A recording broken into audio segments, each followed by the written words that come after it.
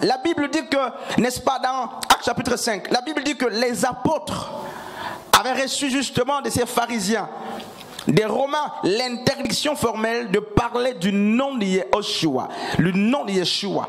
Ils ont dit, vous ne devez pas enseigner en ce nom-là. Mais nous sommes en réalité en train de vivre la même époque sous une autre ombre. C'est que nous parlons au nom de Jésus, nous parlons au nom de Yeshua, mais dans le fond, le monde ne nous permet pas justement d'enseigner le nom de Yeshua. Parce que prêcher Jésus n'est pas prêcher Yeshua. C'est pas la même chose. Prêcher, le fait de proclamer Yeshua, même si les voisins nous écoutent, n'est-ce pas? Le monde nous entend, n'est-ce pas? À quel moment sait-on que nous sommes là en train de prêcher Yeshua? Apocalypse 19:13 dit que son nom est la parole de Dieu. Donc quiconque porte haut le nom de Dieu, de Yeshua, comme Acte nous l'a dit, quiconque porte le nom de Yeshua, n'est-ce pas? Mais c'est celui-là qui prêche le même message que Yeshua a prêché. C'est celui qui révèle le Père par la personne de Yeshua. Et donc, ne t'arrête pas pour dire que je prêche Jésus tout le temps. Mais l'effet c'est lequel? Quel est le message qui est porté? Parce que Paul devait porter le nom de Yeshua, comme les autres apôtres. Et ce nom a reçu beaucoup de contours. L'église est sortie, n'est-ce pas? Ésaïe chapitre 53. On va lire ce texte avec le frère Teddy. L'église ne vit plus, n'est-ce pas, la souffrance ou la haine. L'église refuse la souffrance et la haine. Pourquoi? Mais déjà, ils ne portent pas le nom. Beaucoup ne portent pas ce nom-là. Quand on regarde les vies, beaucoup de vies sont informes et vides. Et les gens sont à l'aise dans leur position. Rien ne les dérange. Rien.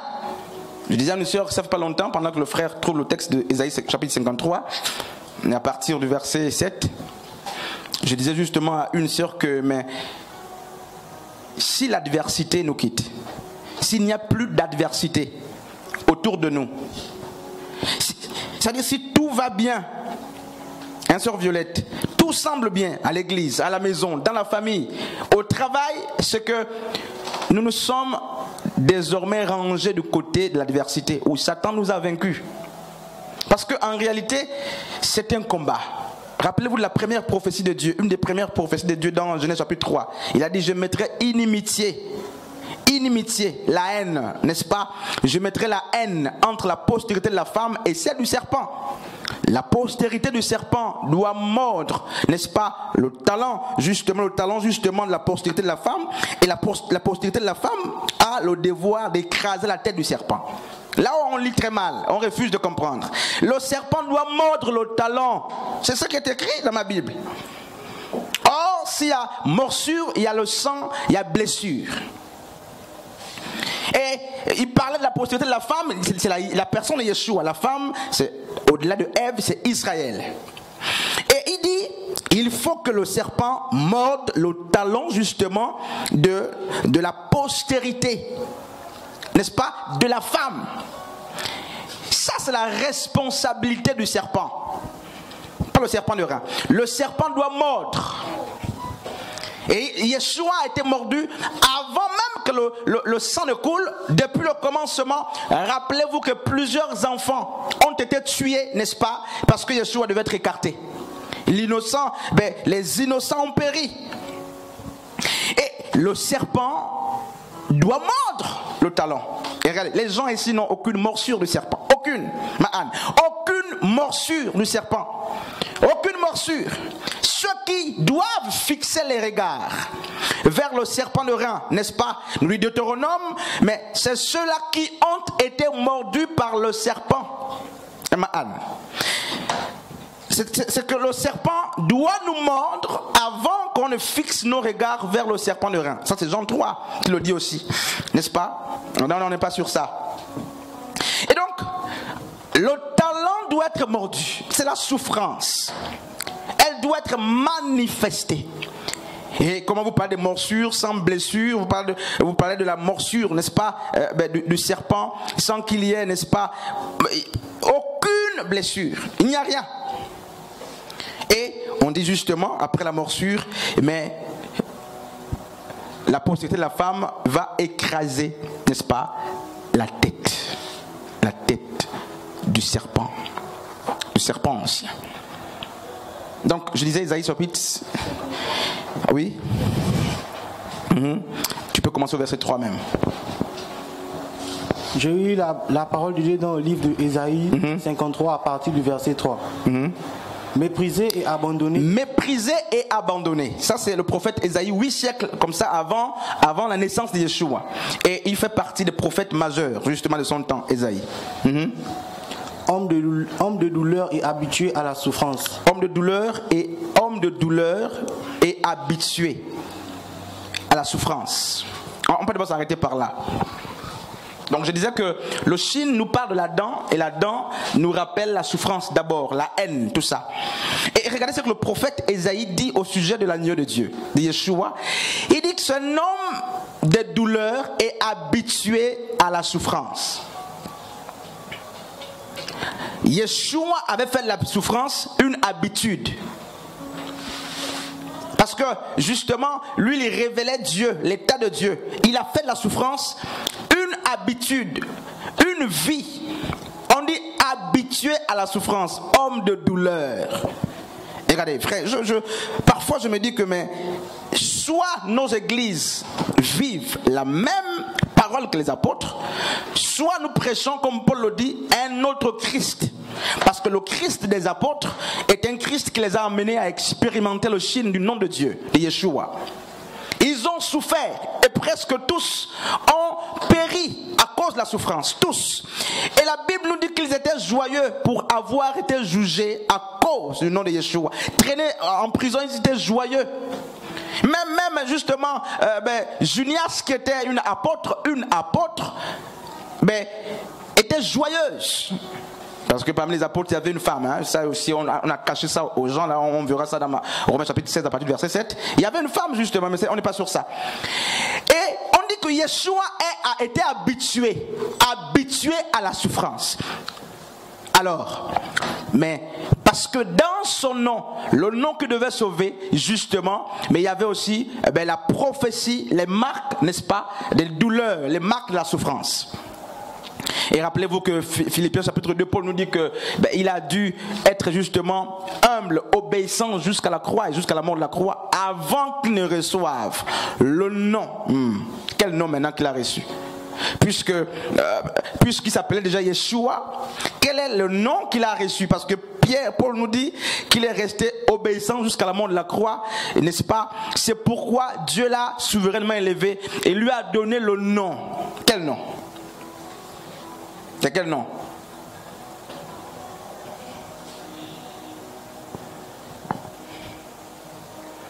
Il a reçu le nom au-dessus de tous les noms. Quand? Parce que il n'a pas regardé son égalité avec Dieu, lui qui existait en forme de Dieu, mais il s'est dépouillé lui-même. N'est-ce pas? Vous connaissez ce passage? C'est pourquoi Dieu lui a donné le nom au-dessus de tous les noms. C'est quel nom? Non, Yeshua, c'est son nom avant les souffrances. C'est son nom donné par l'ange dans Luc chapitre 1, à partir du verset 31, Luc chapitre 2, Matthieu chapitre 2, même Matthieu chapitre 1. Mais Paul, l'apôtre, dit, parce qu'il a, n'est-ce pas, été obéissant. Donc, parce qu'il a manifesté la nature, le caractère de son nom en tant qu'homme de souffrance, il est resté obéissant jusqu'à la mort. Et même jusqu'à la mort de la croix, Paul va dire la conséquence de l'obéissance et de souffrance, c'est qu'il a reçu le nom. Oh, frères et sœurs, là ce n'est plus un substantif ou un élément qui nous permet de distinguer les gens. Là c'est la position que Yeshua mérite. Au-delà au-delà de la place qu'il avait, parce que dans Jean chapitre 17, il va dire, Père, glorifie-moi de la gloire que j'avais auprès de toi. Ça, c'est pas ça. Mais il pouvait mourir. Yeshua pouvait justement, mais c'est désorienté. Rappelez-vous justement de l'épisode de l'agonie. Quelques heures avant, il a dû justement confronter sa volonté à la volonté du Père, jusqu'à dire, non pas ma volonté, non pas ma volonté. Et c'est parce qu'il a refusé de manifester sa volonté qu'il a été obéissant jusqu'à la croix. Et la conséquence, mais cela a valu justement la position au-dessus de toutes les autres positions. Et le frère Telly dit justement, homme de douleur, habitué à la souffrance. Donc la souffrance justement était une partie intégrante de la vie de Yeshua. La souffrance. Il ne faisait aucune prière pour chasser la souffrance. Non.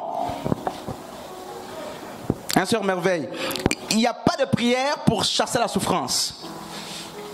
Et si vous souffrez à cause de Yeshua, vous êtes heureux. Heureux êtes-vous, Matthieu 5 nous le dit justement, lorsque vous serez persécutés à cause de mon nom. Pas à cause de vos péchés, pas à cause de votre mensonge, pas à cause de vos calomnies, de vos erreurs, des manques de sagesse. Là, vous serez en train de récolter ce que vous avez semé. Et donc, homme de douleur. Ça c'est Ésaïe 53, 3. Homme de douleur. Le Chine nous enseigne la douleur, la souffrance, la haine du monde. Traîné, n'est-ce pas, comme une brebis qu'on amène à la boucherie. La Bible dit qu'il est resté muet. Un homme qu'on appelle d'après Apocalypse 19, 13. La parole de Dieu. Il est resté muet. Il est resté muet. J'aime cette partie justement de l'écriture. Il est resté muet. Frère, jeudi passé, on nous lisait justement Marc chapitre 10 à partir du verset 45, où on nous disait que, n'est-ce pas, mais ne pensez pas que le Fils de l'homme est venu pour servir, pour être servi, mais il est venu pour servir et pour donner sa vie en rançon pour plusieurs. Et le texte en question nous enseigne aussi le Shin, justement, qui compose le nom de Dieu. Pourquoi? C'est lui qui servait, si Yeshua venait en tant que celui qui voulait être servi en vérité, homme frère, il devait amener, n'est-ce pas, les anges. Parce qu'en tant que roi, s'il voulait le service, il devait être entouré des serviteurs, donc des anges. Et on s'est dépouillé lui-même. Donc toute la délégation est restée. Il est venu pour servir. C'est là justement, le service est attaché aussi à la souffrance. À la souffrance de la justice de Dieu. Voulu par Dieu lui-même. Et je m'étonne que les gens disent qu'ils portent le nom de Yeshua dans leur vie et qu'ils refusent la souffrance. Alors finalement, n'est-ce pas, la Bible dit, heureux êtes-vous. Ça c'est dans ma Bible, peut-être ailleurs chez vous c'est pas ça. Mais chez moi, Matthieu 5 dit, heureux êtes-vous, heureux êtes-vous. Non pas lorsqu'on dira de bien à votre sujet. Ma Bible dit, heureux êtes-vous lorsqu'on dira pas de faux à votre sujet. Ça c'est ma Bible qui le dit. Il dit, sois heureux lorsque tu seras persécuté à cause de moi. La joie véritable en Christ est tirée dans la douleur. Pourquoi? Parce que la joie est assimilée au jus de la vigne ou au vin. Et le vin ne peut pas être recueilli si on n'a pas pressé la vigne, n'est-ce pas? Et donc la joie est issue des souffrances. En Christ, notre joie doit venir des souffrances et non, n'est-ce pas, de nos exploits, non de ministères, non de délivrances qu'on a opérées, non de l'emploi qu'on a eu, nos investissements. La joie véritable, disent les Écritures, c'est lorsque nous sommes, n'est-ce pas, malaxés, lorsque en tant que vigne, on a été pressé. Et c'est là que le vin sort. Aucune vigne ne peut donner le jus de la vigne si, n'est-ce pas, mais le fruit n'a pas été pressé. Alors frère, homme de Dieu, est-ce que notre christianisme est un mimétisme? Est-ce que c'est une simple religion? Un effet de mode? Parce que j'ai l'impression que nous sommes confortablement assis dans notre christianisme sans aucune douleur. Sans aucune douleur.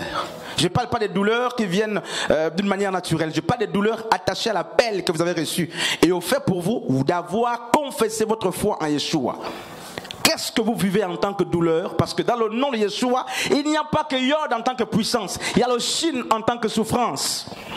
C'est ça la révélation du nom de Yeshua. Il y a la souffrance. Tout le monde est d'accord que ça va. Et chacun est d'accord. Il fait des enfants tranquilles. Ok. Elle fait des enfants tranquilles. Elle réussit dans le ministère. Et enfin, il n'y a aucune souffrance.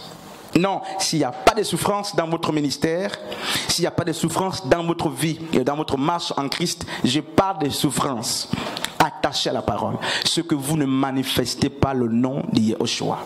Vous ne vivez pas le nom de Yeshua, vous ne vivez pas la parole.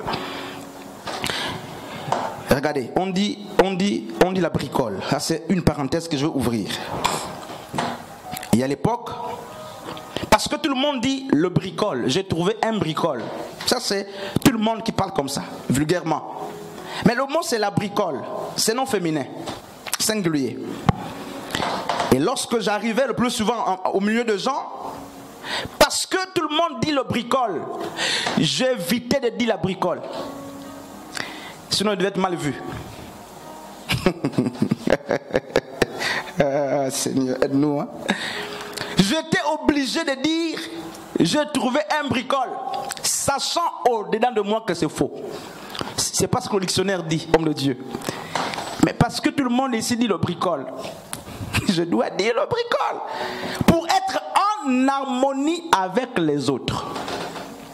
Pour être en harmonie avec la société. Je renie la vérité pour plaire, comme les sacrificateurs.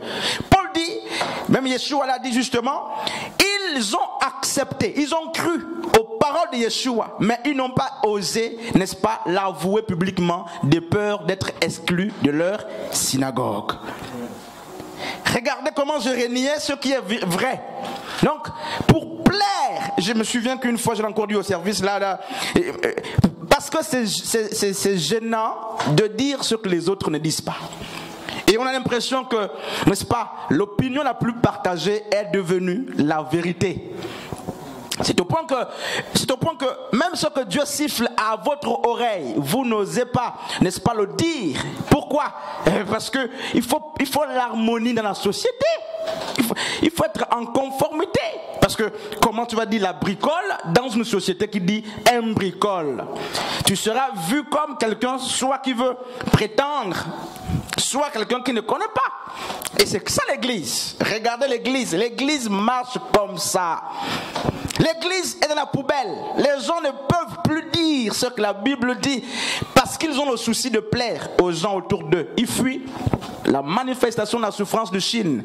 Pourquoi? Mais quiconque dira ce qui est dit se voit être exclu, se voit être rejeté. Aucun rejet. Aucun rejet. Mais si les hommes ne vous rejettent pas, c'est que vous êtes des leurs. Vous êtes des leurs. Vous parlez le même langage.